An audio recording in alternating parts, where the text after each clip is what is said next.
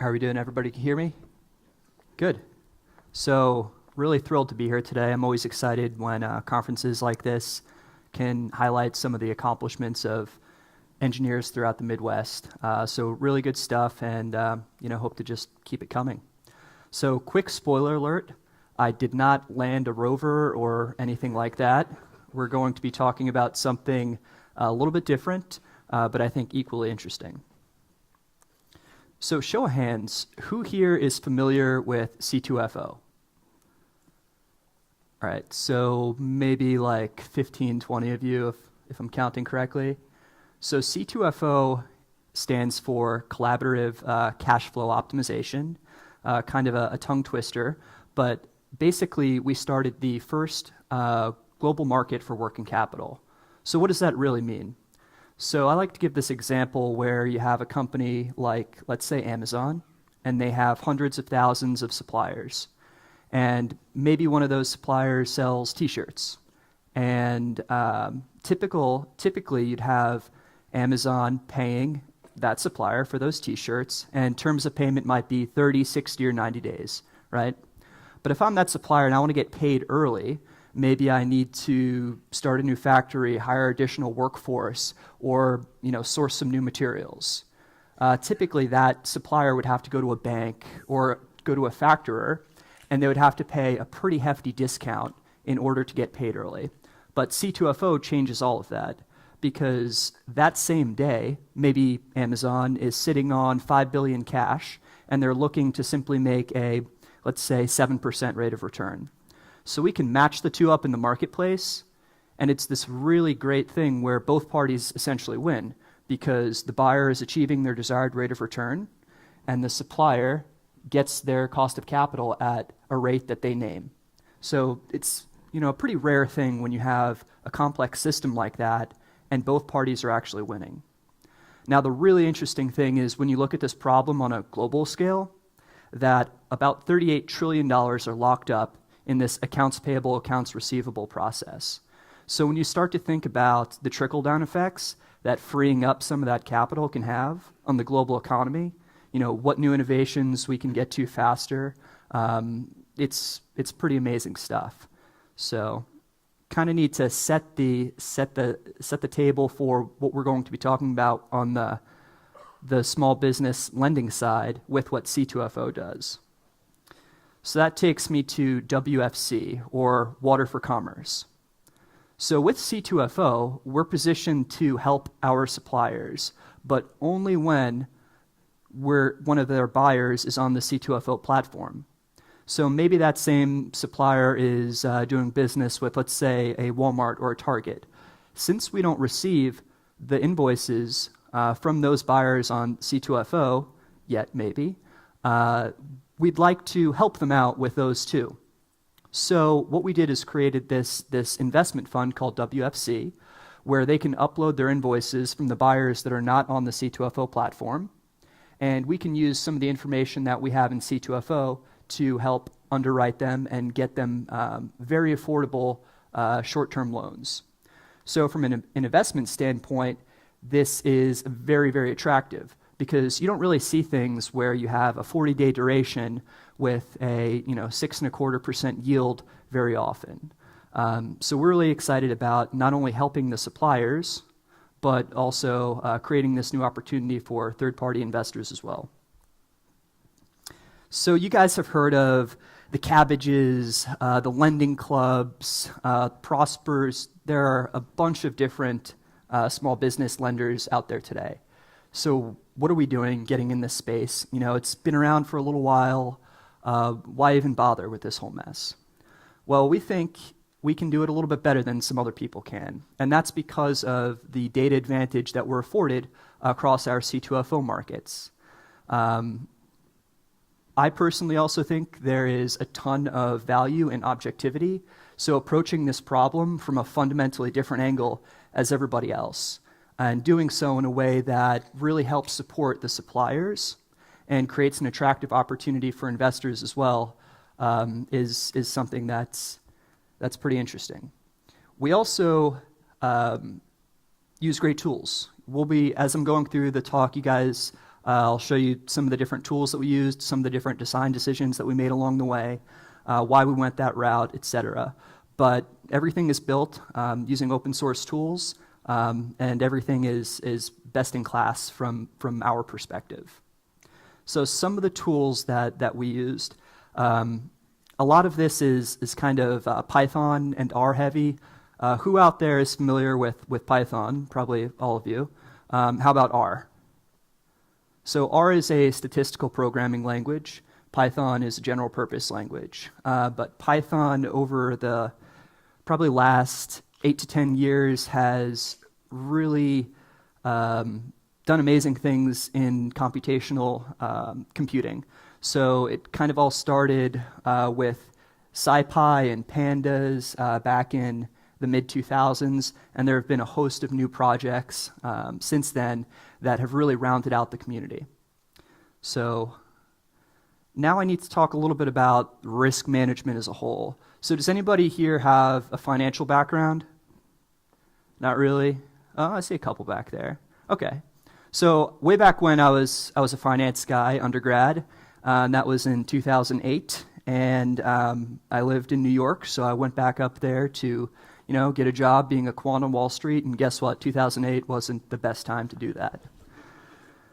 So I got into healthcare in a big way, spent the better part of a decade in healthcare, transitioned to mobile advertising thereafter, and finally landed back in fintech. So getting back to my finance roots a little bit.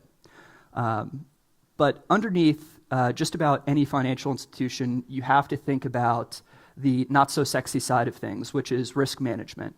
How do you protect against taking these big bets? And how do you hedge your losses? How do you make smart loans while mitigating the risk of default? There are a couple different areas of risk that I'll kind of walk you guys through. And I'll talk about how we addressed each one of those pieces from a tooling standpoint as we go along. So the first one that I'll talk about is this idea of concentration risk. So it's a very intuitive idea once you start breaking it down. Would you rather engage in a loan with somebody who's getting paid from 10 different people or somebody that's getting paid by a single person? Obviously, diversity is good because, if one of those people that's paying you decides, I don't want what you're selling anymore, well, then there goes your cash flow, right? So here we have a couple different examples of a few different C2FO suppliers. And you can see kind of worse, better, best, where in the best case scenario, there's a ton of diversity. Now, another idea that kind of coincides with this idea of diversity is junk. You guys have probably heard financial analysts or CNBC talking about junk bonds or junk ratings or something like that. But essentially, when you have a BBB rating on your debt or on your bonds, that's considered junk. So we also kind of penalize when a certain amount of your cash flow is coming in from a buyer that we might deem a junk buyer or that the street has deemed a junk buyer. And that's just to say that, all things being equal, maybe, the fact that you're getting paid from a Payless Shoes is a little bit different from you're getting paid from a Costco, right? Those companies are kind of doing different things, have different, growth and different reach to their business. So the next thing that we can talk about is this idea of forecasting accounts receivable. So what better way to mitigate the risk associated with making a loan than knowing, 45 days from now, this person is going to get paid from these other, 5 or 6 buyers, right? Basically, the risk boils down to a company like Amazon not paying their bill at that point. So turns out we can do that pretty well. But from an engineering standpoint, I wanted to leverage some of the packages in R that have been battle tested over the years. So R has been around for a very long time, fantastic community, tons of researchers, tons of active development. And some of the libraries there, frankly, they were just a little bit more mature than the counterparts in Python. So I wanted to incorporate the two. Sometimes in data science, you hear this whole R versus Python. People take a hard line on which one to use. And, frankly, I think it's a big waste of time. Because if you can leverage the best of both worlds in a way that works well, you should go ahead and do that. So for some of the econometricians in the crowd or finance geeks, we used a bunch of different modeling techniques, from ARIMAs to Bayesian structural time series to good old-fashioned OLS regression. So what does that really look like? On the left, you can see one of our forecasts. It's highlighted there in red. It's a 90-day forecast, which is forecasting out pretty far into the future. And on the right, you can see one of our back tests. The green area that's highlighted over the blue is what we forecasted versus the actuals.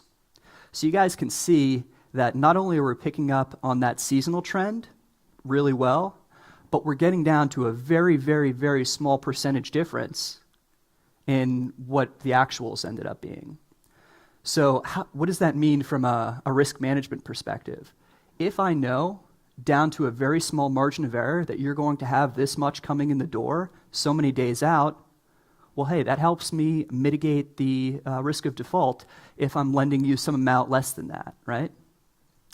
So in order to make these types of forecasts, we look for about 1.25 years worth of historical data so that we have adequate information to backtest on and then make our forecasts. Here's another example. You see this supplier, their accounts receivable pattern is like a metronome, right? They're so predictable. They seldom deviate from that weekly invoicing pattern. And you can see that our forecast was pretty spot on there as well. So really what's happening with each one of these forecasts, because we make literally millions of them every single evening, it's not me firing up R, typing in some code, building the model, evaluating the model's performance, and saying, oh, this is the best model. We have, like I said, millions of forecasts running every evening, and we run through a bunch of different forecasting techniques, whether it's exponential smoothing, the autoregressive stuff, or even the Bayesian structural time series stuff. And we run all those models on several different transformations of the data with several different combinations of parameters to ensure that we have the best modeling approach for that supplier all the time. And we look at performance metrics like the mean absolute percentage error and the root mean squared error to ensure that this model is actually better than that model. So have to give a shout out to Matplotlib here, old school plotting library in Python, but still very great for building highly customized plots, as you see here. Down on the bottom, you can actually see the adjustment amount ratio and the adjustment count ratio. So with accounts receivable, you have invoices, and then you also have adjustments. You might get an adjustment when something is returned, or maybe your product wasn't good. But from a underwriting standpoint, you need to understand those adjustments because they're negative outflows. So maybe if there's an unprecedented spike in adjustments, or the ratio of adjustments to invoices, that's a stress signal that we need to be picking up on. So it's something we capture as well. Now, with this theme of giving credit where credit is due, statsmodels, another fantastic package in the PyData ecosystem, makes something like seasonal decomposition super easy. So when I say seasonal decomposition, I'm really saying, hey, let's break down this accounts receivable pattern, look at the linear trend that may or may not be there, and the seasonal component, because it's important to decouple the two. And then, of course, there's going to be a residual left over, or basically what is not well explained by the trend component and the seasonal component. So that's what you see here. The green line is the trend component to that particular signal. And then you see the seasonal pattern in orange, and the residual, or what couldn't readily be explained, as the red. So now we'll switch gears a little bit and talk about how do we predict default? How do we predict the nuclear event of all of that supplier's buyers just saying, hey, we don't want anything to do with you anymore. we're not going to keep buying your products.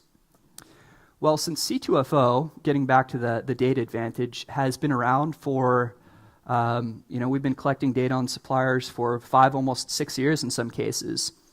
We have the luxury of having observed a lot of winners and losers. So when I say winners and losers, I really mean a situation where maybe that nuclear event did come to fruition and the buyers stopped invoicing a particular supplier. We would consider that a failure on some fronts, right? You wouldn't want to engage in a lending agreement with somebody that has a high likelihood of not getting paid, right?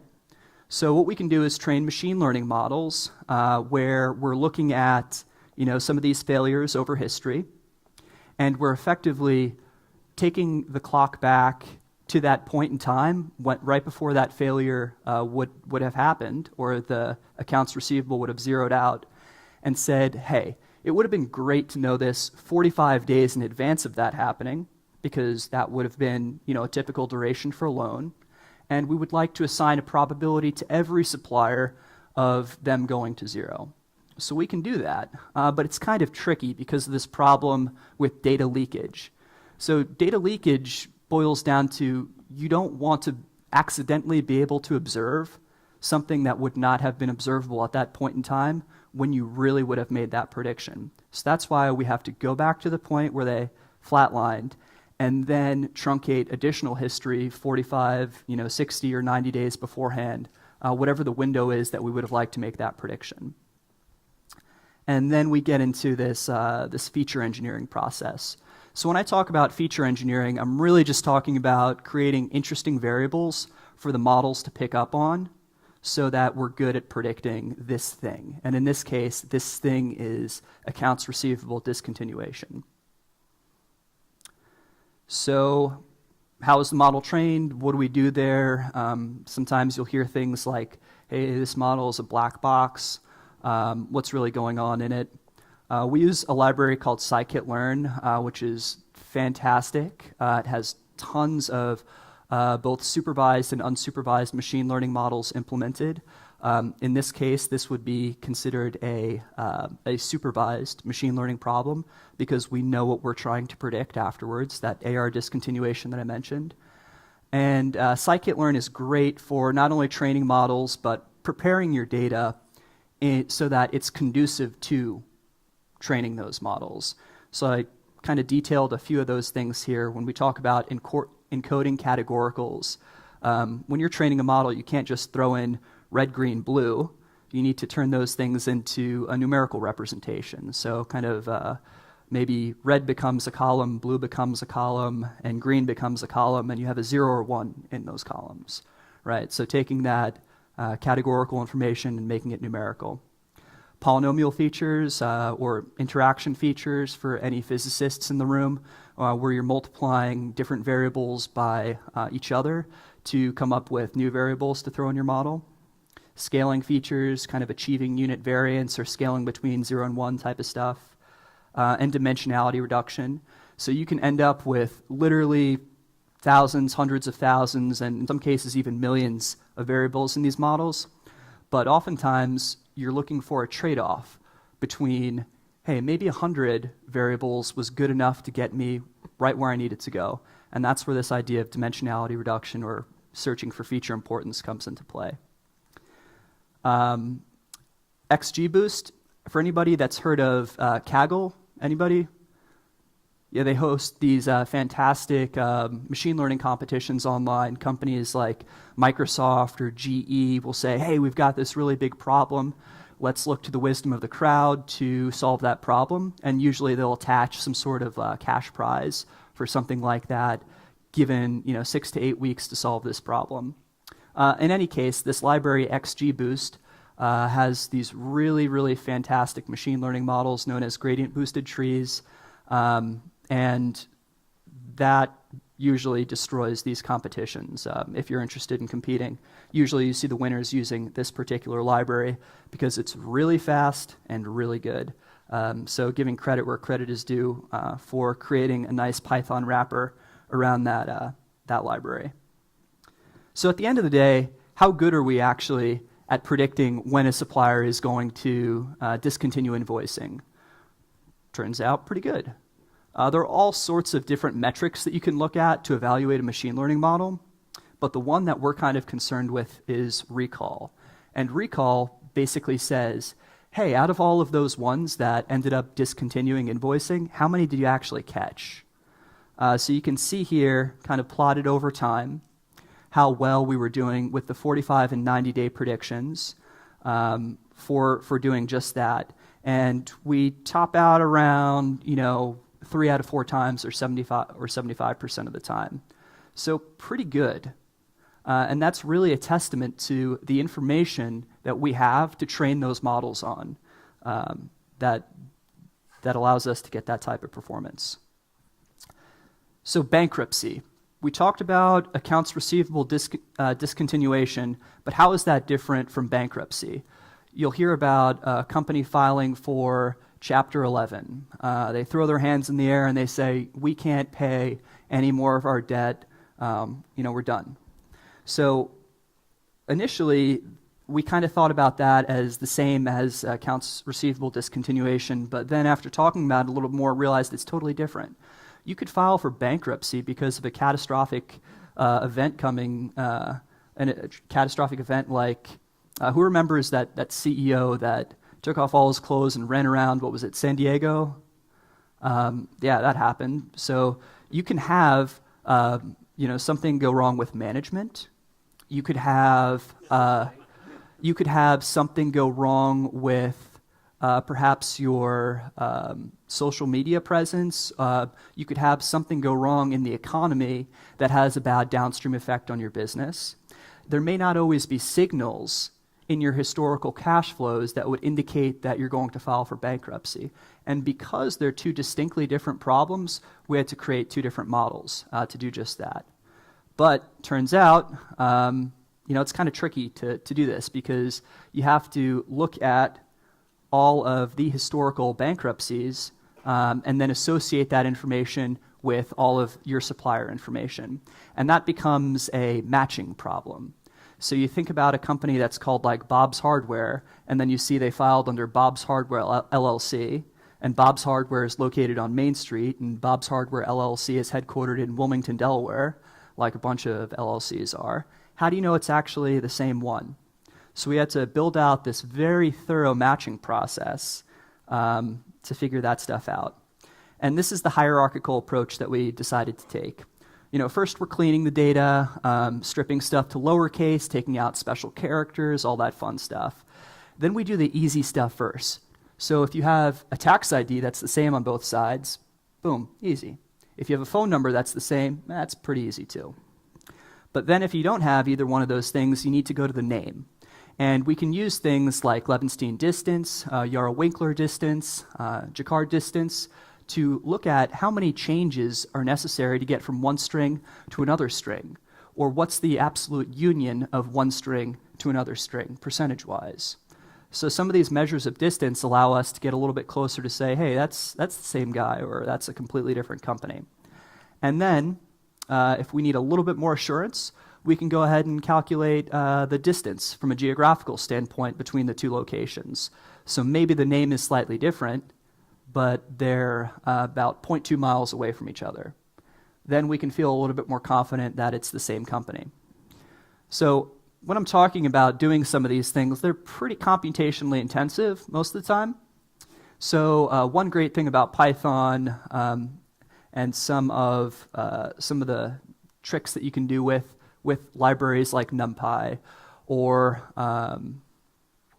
just a very straightforward task that you could break down into C-level code. You have Python for doing the latter, doing static compilation on that code to make it perform like C, and then when you're using NumPy, which is basically just a library for doing matrix algebra and broadcasting, and it kind of looks like Python but performs like C. You can wrap some of those functions in Numba, which is a just-in-time compiler, to make it really, really fast. So just something to keep in mind if you find yourself, in a boat in that boat and needing a little bit more performance than what Python's giving you. So just a couple examples of some of those names that we're kind of sure that it's the same one, but is it absolutely? You can see what we're dealing with. Sometimes you have a business entity attached at the end, sometimes you don't. Pretty self-explanatory. But going through that hierarchical approach really helps us get to the level of confidence that we need to. So just a fun fact, when we were looking through some of our suppliers and seeing what businesses ended up filing for bankruptcy more often than others, some of the conventional wisdom starts to come out. Things like, hey, we know most restaurants end up failing. Yep, absolutely. We also saw that a lot of service industries like things involving electricity were also up there. Electricity, plumbing was another one. So another kind of interesting finding with some of the bankruptcy stuff, when you look at employee counts versus annual revenues for those companies, employee counts are on the x-axis, and then sales are on the y-axis. You can see that it is typically the smaller companies with fewer employees that end up filing for bankruptcy more often. So, maybe something to bear in mind for some of the entrepreneurs out there. Now, I certainly don't want to stifle your dreams in that way. So another thing that we look at is fraud risk, right? How do you know that whoever you're engaging in this lending agreement with is a good actor? Because they could be saying all the right things, doing all the right things, and then it ends up being some kind of criminal or somebody that's trying to do something fraudulent, whether it's not repaying you or something completely separate. This is where some of the natural language processing that we do comes into play. So when one of our supplier relationship managers will call them on the phone and start talking to them about the WFC fund, we're running natural language processing on the phone calls. And we can use libraries like Spacey, which is implemented in Python, that static compilation library that I mentioned before, really, really fast for taking that transcription, all the words that were said over the course of the phone call, and turning it into a numerical representation that we can do other types of fun and interesting analytics on.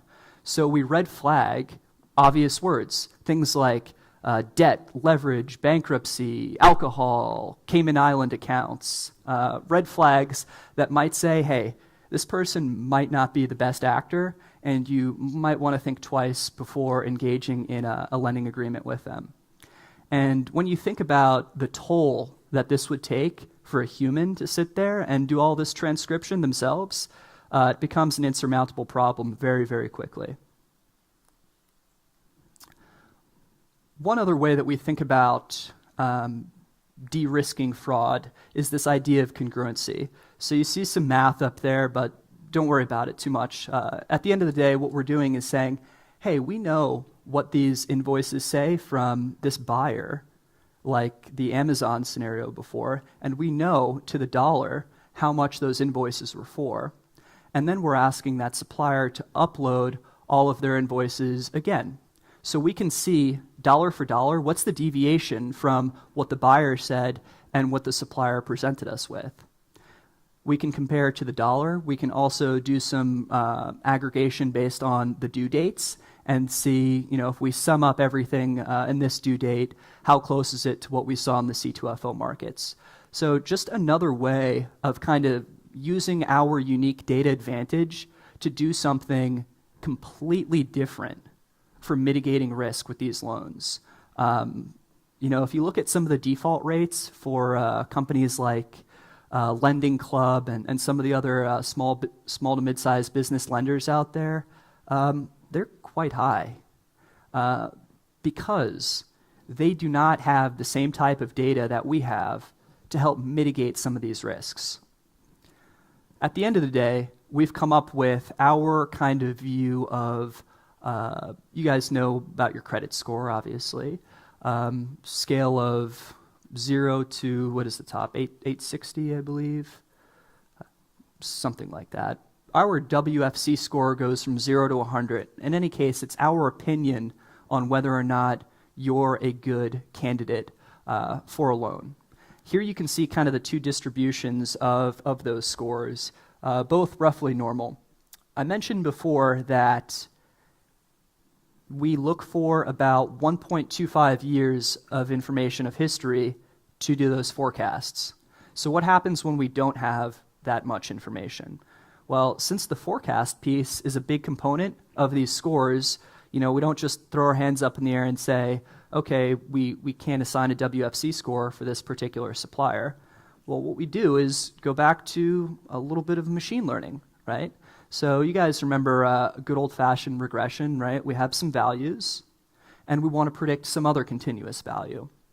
So we think about that with a few thousand more variables, perhaps, and we think about, hey, if we have these scores assigned to all of these other suppliers, and we know all these things about them, what if we looked at just those things and see how well we can predict this WFC score? So we took one of the targets that we were generating and then turned it into a target for a completely separate model so that we would have absolute coverage from a score standpoint on all of the suppliers that we would like to hypothetically prospect. So just a neat little trick if you find yourself in the same boat. Sometimes when you're missing the information that you need, there is a way to get around it if you kind of just break the problem down. So how do we set there are two things that you need to do once you've decided, hey, this is a great supplier and we want to engage in a lending agreement with them. We need to determine how much do we lend, and we need to determine at what rate. So another area where the C2FO data comes into play is setting that rate. Because across the C2FO markets, like I mentioned before, those suppliers are naming their rate for what they would like to borrow at. So we already have a good inclination about what an appropriate cost of capital or cost of borrowing might be for them. So we use that information to help inform what the rate is. To calculate the limits, what we're looking at is that forecast that I mentioned before. If they're a top-tier supplier from a score standpoint, because we can look at all those scores and break those suppliers into different quartiles or deciles, and we can say, if you're in a top decile, maybe I'm comfortable in letting you borrow a higher percentage of what we're forecasting for the next, let's say they wanted to borrow for 45 days. So again, using the information that we have on hand to more intelligently set rates and more intelligently set credit limits so that our exposure is mitigated. Once you're in the portfolio, once we're engaged in a lending agreement with you, we want to make sure that you continue to perform well across a host of different fronts. So we're constantly monitoring things like that pattern of their cash flow. We're looking for significant jumps, and that's what I mean by a level shift. We're also looking for changes in bidding behavior in the C2FO markets. So say 1 week, maybe you're bidding at 7%, and then the next week you're bidding at 18%. Well, maybe that jump is indicative of desperation, and we can use that information to flag or to trip a trigger and say, we need to look into something here. Maybe we don't want to engage in another lending agreement with them. Maybe we just want to get them on the phone and talk through some things. But it's just a really good signal to keep track of so that we're getting in front of any problems. We can also look at changes in those scores that I mentioned before, unprecedented adjustments, like I talked about earlier, and this idea of buyer reserves. So when a buyer might assign a reserve to a supplier that they don't want to allow them to accelerate all of their accounts receivable in the C2FO market. And that may be indicative of another type of problem with that supplier that only we would be aware of. So you see here for a given supplier what their historical WFC score was, or what the 5 components of that score are over time. And you can kind of imagine how we would track such a thing and look for big jumps and big shifts so that we're getting in front of any problems, like I mentioned before. talked about a lot of different Python and R libraries that we're using to do this thing that we're doing, building out this lending platform. But some of the tools that I didn't mention that are just enormous behind the scenes are things like Anaconda. The Anaconda distribution of Python makes installation and environment management, a breeze, because you don't need to worry about, handling one-off dependencies with lower-level C and Fortran libraries, installing BLAS and things like that. Luigi for pipeline orchestration. So you guys all know that you don't get from point A to point Z like that. There's often a ton of ETL transformation that needs to take place in between. And sometimes when something breaks, you don't want your whole data processing pipeline to just stop. You want to be able to handle that problem. Maybe there are other tasks that can continue to execute that aren't dependent on that particular task executing correctly. So that's where we use Luigi a little bit, and that was developed by Spotify, has a great following as well. And Dask is a relatively new library, but it is superb for doing things like out-of-core parallel processing.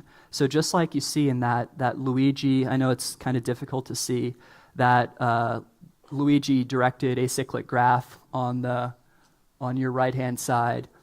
What Dask does is takes a problem like, summing 20 million numbers or something like that, breaks it into smaller chunks and handles some of that computation out of core in its own graph that it builds for you as well. So what does this all look like at the end of the day? How do we put this tool in the hands of some of our underwriters so that it's useful? So I used Spire, which is a lightweight web application framework that is very similar to our Shiny project. It borrowed all of its design inspiration from that particular project. And you can see here the forecasts, the back tests that we saw before, that seasonal decomposition, the buyer breakdown. So we can look at things like quarter over quarter invoice patterns, what's their historical score performance, and just some supplemental account information. And if you wanted to adjust the rate of a particular loan, you just slide that and it would adjust that credit limit that you see right down there. And here you have some of the other supplemental information. With this particular supplier, they manufacture ice, have about 1,300 employees. Their score is 95.5 out of 100, et cetera, et cetera. But what Spire really allowed the data science team to do is build out a tool. It may not be as beautiful as some of the other front-end tools that are out there, but it's highly maintainable, and it's highly useful for what we're doing at the end of the day, which is trying to underwrite some of these loans. So, switch gears back. So what? At the end of the day, what's the big deal about all of this? Why am I talking at Midwest.io about it? This idea that only big banks or only these Silicon Valley startups that have hundreds of millions to lose on underwriting some of these loans can get into the small to mid-sized business lending space is completely wrong. We approached the problem completely objectively, and we came up with a pretty novel solution that's been working out fantastic. And we think that the way that we're doing things, in some cases, is a whole lot better than some of the other alternatives. So a lot of times with machine learning, you'll hear this adage that better data beats more sophisticated algorithms or more complicated algorithms. Maybe you heard about that Netflix competition where they were awarding $1 million to the top performing model. In some cases, you can develop a model that's so complicated that you can't even implement it. So we really look to better data instead of more sophisticated models. I also talked about Python being as fast as a lower level language like C, C++, or Fortran for doing some things like heavy computation. So just something to keep in mind if you want to have a maintainable code base at a higher level abstraction. Sometimes, but you still want the speed, you can get away with Python the majority of the time.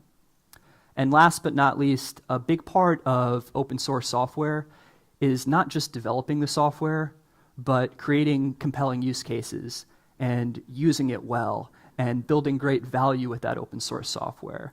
So just something to keep in mind.